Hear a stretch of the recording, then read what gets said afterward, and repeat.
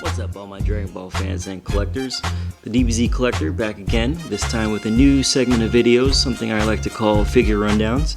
Instead of your basic figure reviews, I'm just going to be giving my personal thoughts on what I think of certain figures, as well as, going into a bit of analysis on what the figure entails, paint details, accessories, so on and so forth. So for this first figure rundown, we'll be taking a look at the SH Figuarts Proud Namekian Piccolo, aka Piccolo 2.0.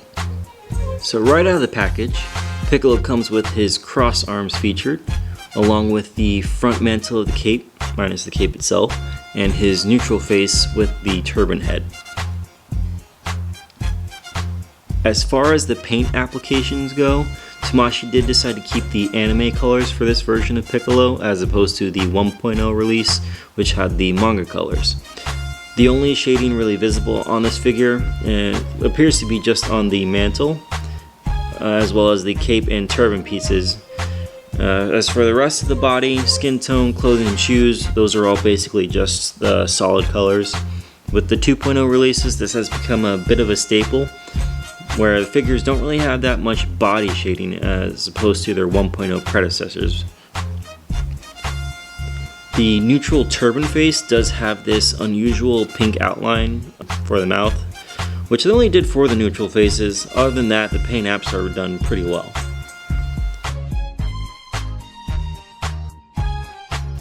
Removing the mantelpiece for a moment, you'll notice that for this new release for Piccolo, he no longer has the shoulder sleeve pieces like the 1.0 had. Instead, we're given a butterfly joint inside the shoulder, and they're even painted green to match the skin tone, so when it comes out, it looks more like an extension of his shoulder. As you can see here on the back of the figure, you'll also notice that there's a little hole with pegs in there, and that's where his cape attaches.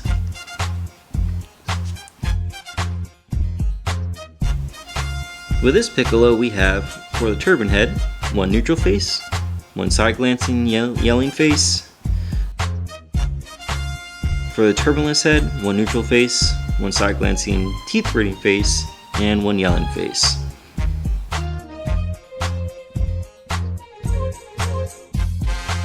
For the hands, we have two fist hands, two open palm hands, two fighting stance hands, and one special beam cannon hand.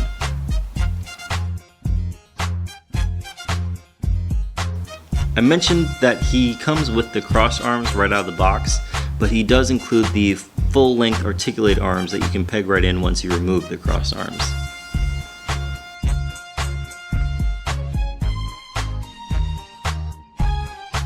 There is also this amputated arm piece, which has blood dripping from it, which I believe is the first official piece to ever have any type of blood or any extra detail like that in it, so that was a really nice feature that was included.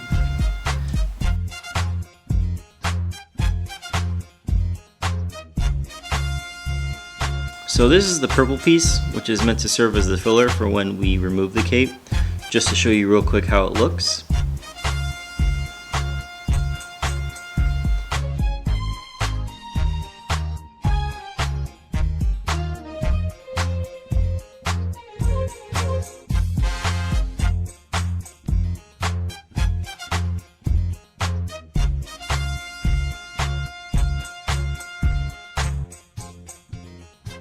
Now back to the cape itself, it comes in two different parts. Here we have the front mantle part of the cape. Now this piece was made to be a bit more flexible, and that is a softer plastic, as you can see here. Whereas the back of the cape is a harder, non-durable plastic.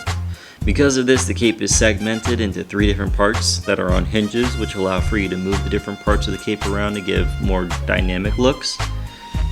And just to show you how the cape mechanism works.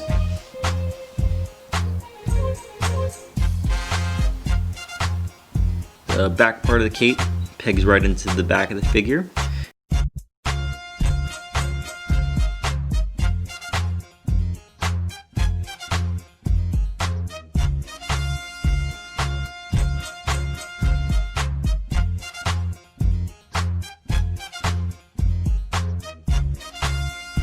And the front mantle goes right over the neck. Popping the head back on, and voila.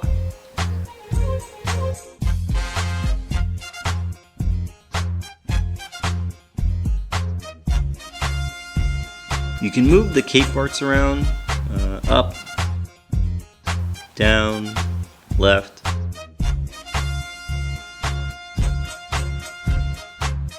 Right.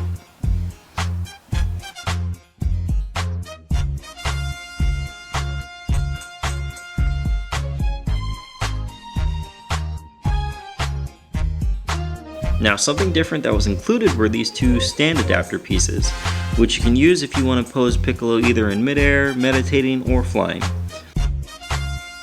The difference between the two is one is shorter and one is longer.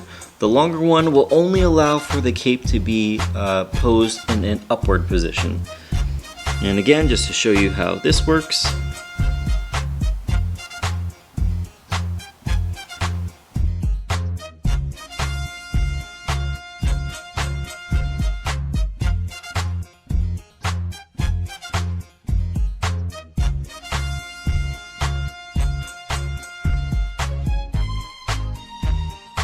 There is no doubt that this 2.0 release of Piccolo is in every which way better than the original release.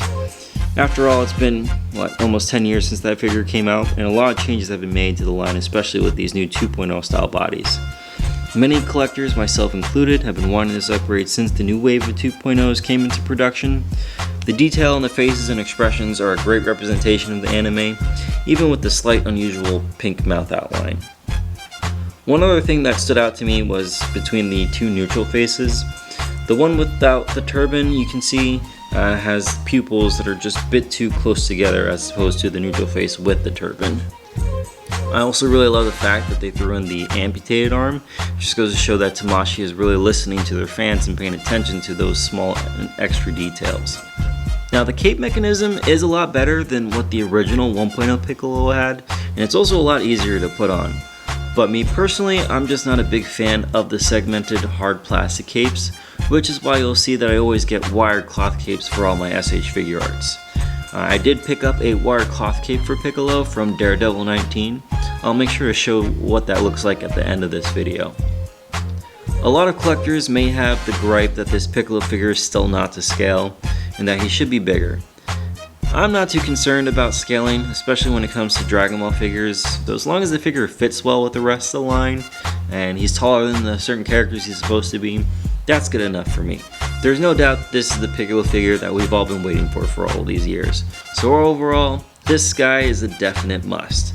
Now that will conclude this figure rundown. If there are any topics or extra details that you would like me to include in these figure rundown segments, definitely let me know and I'll consider putting that in future videos. As always, if you liked any of the effects, custom pieces, and or third-party figures and accessories shown in this display and are interested in getting them for yourself, you can follow the creators to see more of their work. I will leave their account information at the end of this video and in the description below. And if you enjoyed the video, feel free to like, comment, and or subscribe. Make sure to turn on all notifications, get updates on all my new posts and videos when they come out. But until then, I'll see you guys next time.